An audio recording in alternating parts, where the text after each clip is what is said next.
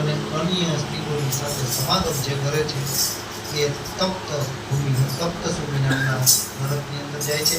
પશુઓ સાથે વ્યભિચાર કરે છે એ શાલ્મલી નરકની અંદર જાય છે. એ આપણે અગાઉ સ્કંદની અંદર પંચમ સ્કંદની અંદર આપણે મહિષાસુરનું વર્ણન જ્યારે જોયું હતું એની પશુઓ એટલે ભેંસની સાથે વ્યભિચાર કર્યો અને ધર્મનું પાલન ન કરે એ વૈતરણી નદીની અંદર જાય છે. અને વૈતરણી નદી એટલે આપણે જેમ જળથી ભરેલી નદી હોય, વૈતરણી નદી એ લોહીથી ભરેલી હોય છે. પશુ જેવું વર્તન કરે તે નરકની અંદર જાય છે. શિકાર કરતા હોય એ પ્રાણરોધની અંદર જાય છે. દંભી માણસો જેને દંભ છે એટલે બગલા જેવો, બગલાનો સ્વભાવ કેવો છે? બગલા બેઠો નદીના કિનારે તપસ્યા કરતો ત્યારે અંદરની માછલીઓ એમ કે એકબીજી વાત કરે કે મોટા મુનિ તપસ્વી આવ્યા છે, હાલો એના દર્શન કરીએ.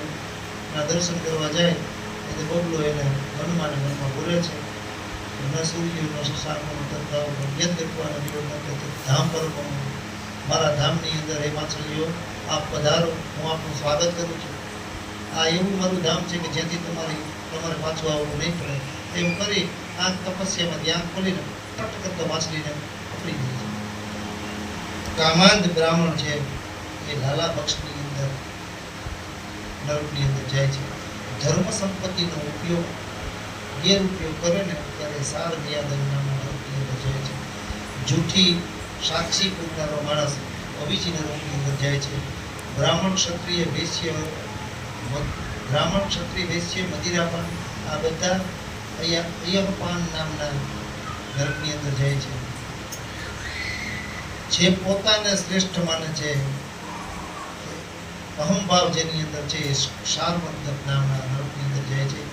ભૈરવ યક્ષની સાધના એ રક્ષોગણ ભોજન પોતાના મનોરંજન અર્થે હસી પાત્ર પોતાને મનોરંજન મળે એ માટે થઈ અને બીજાની મસ્કરી અને હાસ્ય પાત્ર બનાવી દે એ શુભક્રોધ નામના નરકની અંદર જાય છે. ત્રાસ આપનાર ક્રૂર વ્યક્તિને દંડસુખ નામના નરકમાં જવાની વેળા આવે છે. કોઈને અંધારામાં રાખનારને અવટારોધ અને બ્રાહ્મણ અતિથિઓને ક્રોધ રૂપે જોવા એ પર્યાવર્તન નામના નરકની અંદર જાય છે. જેને સંપત્તિમાં રસ હોય એ સૂચિ મુખ નામના નરકની અંદર જાય છે.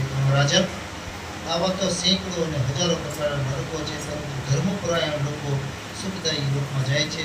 મેં જે રીતે દેવીની પૂજા અને આરાધના કર્યા છે આના અનુષ્ઠાનથી મનુષ્ય નરકમાં જતા નથી, કારણ કે ભગવતીને પૂજ્યા હોય ને એને ભગવતી સંસાર સાગરમાંથી એનો ઉદ્ધાર કરે છે.